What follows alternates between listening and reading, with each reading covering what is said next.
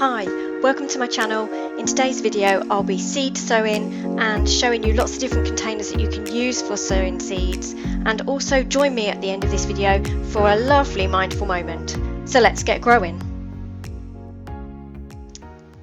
So here we have some peat-free fibre pots. They come in all sorts of shapes and sizes and are readily available in garden centres and online. I personally don't buy these or use them. I use toilet roll and kitchen rolls because as a family of 5 we have a surplus of those and they're free, so that's what I tend to go to. But you could give these a go. There's lots of different companies now who are making them. If you want something a bit more long lasting, then you could try these bamboo plastic free pots. They looked pretty good when I found them in the garden centres. And even the orange brown traditional pots are now usually made from recycled material and should be fully recyclable. And your labels, you could buy wooden or metal. I tend to just use ice lolly sticks or continue to use my plastic ones from years ago. Here's some of the containers that I tend to use for seed sowing. This is particularly good. I've been saving these over a couple of years now. They've got built-in drainage holes at the bottom. They're just a fruit container. And what I like about this is that it's got the lid is attached with vent holes at the top. And so you have your own sort of mini propagator, which is extremely portable and useful. So I really like those containers. Plus they're the perfect size to sit on your windowsill. Using toilet rolls and kitchen rolls is a great idea, especially if you've got sweet peas or runner beans that like a long root run, because kitchen rolls are that much taller, so good for that. So I'm a bit of a neat freak, so I like to create bottoms to these pots that I'm making. To do that, you just need to make 4 cuts, top, bottom and at the sides.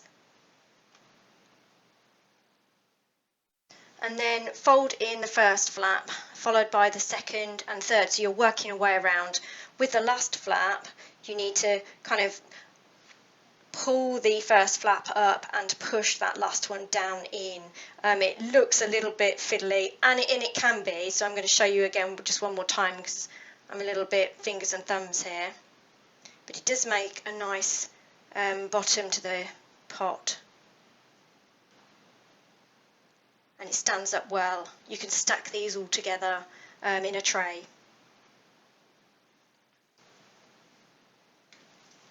So here we go one more time, folding the flaps in on themselves, and that last one just tucks in. The good thing about using toilet rolls and kitchen rolls is obviously they're a byproduct of something that you're already using, and they can go straight into the ground. You don't need to take the plant out, you just plant the whole thing into the soil. Some of the other containers I use are these traditional orangey brown pots, which I've had for about 5 or 10 years now, so they're doing really well, and I'll continue to use those until they're completely broken and unusable. And then I have this small black 24 cell seed tray, which is again fully recyclable and made from recycled materials. And then I've bought a large pack online of these grey pots. They are again fully recyclable and made from recycled materials. But you could save your money and use the egg box or the toilet roll. Just pop some drainage holes in the egg box. And this is a container that I grabbed from a whole bunch that the garden centre were giving away outside, so I'm going to be reusing that. Okay, so let's get on with some seed sowing. The first seed I'll be sowing is the Luffa seed, which I've needed to soak overnight, and I'll be potting that up in a 50-50 mix of peat-free, happy multi-purpose compost and the Westland New Horizon compost, and I've added in a little bit of perlite as well. I'll be planting the actual seed on its edge so it doesn't rot off, and that needs to go down about 1/2 inch deep. It's 1 seed per pot that I'm planting because apparently they don't transplant very well, so I'm not going to sow 2 seeds per pot and take the weaker one out. It's just 1 plant per pot. and it takes about 10 days or so to germinate, so it's a good idea to start these types of plants off earlier in the season, so a February sowing is perfect.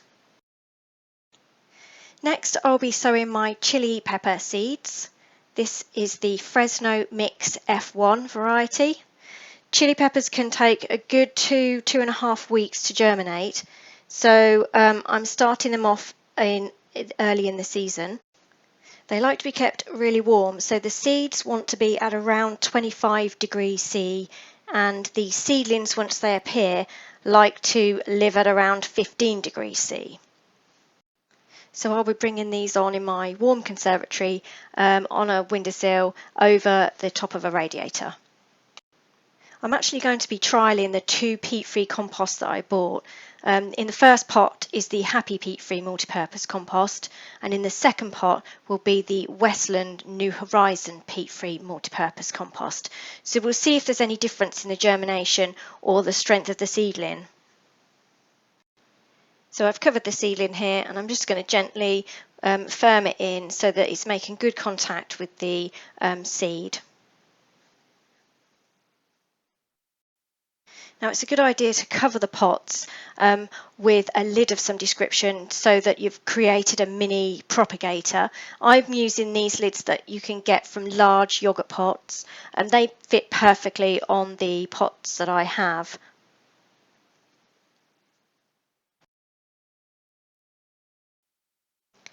Next, I'm going to be sowing some aubergine seeds.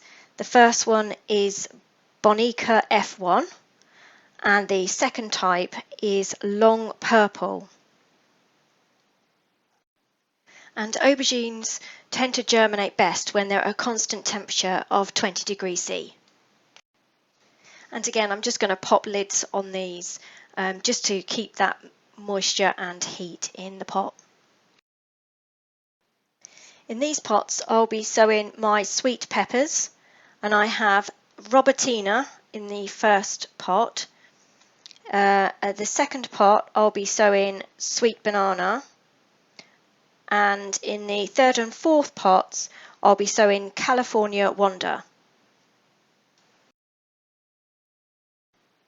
So for these, I'm using a blend of 50-50 of the 2 brands of peat-free compost that I've bought with some added perlite.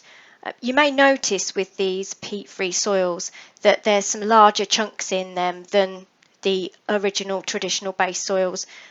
Just pick out those bits of wood or those more fibrous pieces.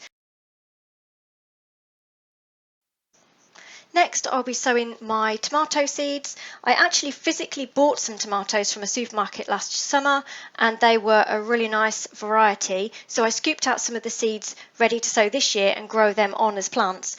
The only problem is I can't quite remember the variety. I think the large tomatoes were called Jubilee, and the medium salad tomatoes were called Majestic. I'm also going to be growing some cherry tomatoes called Piccolo. And if you want to grow these for outside planting, I'd hold off until about mid-March, but if you're growing these in the greenhouse, you can go ahead and sow them in February. And finally, I'd like to grow some spinach, so I'm going to fill up this cell tray and plant 1 seed per cell in here. The spinach variety that I'm growing is Matador. It's a summer harvesting variety. This is the first lot that I'll be sowing in. In about 3 weeks' time, I'll do another sowing. Next, I'm just going to gently push the seed down into the soil by about a centimetre with the end of a pencil. But if you can't find a pencil, you can use your own personal dibber, which is your finger, and you always have that with you. And finally, I'm just sprinkling over a little bit of the compost to cover the seed.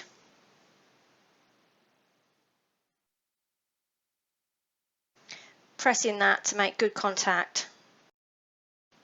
Picking out any larger pieces, and I'll water that gently and keep it on a warm windowsill.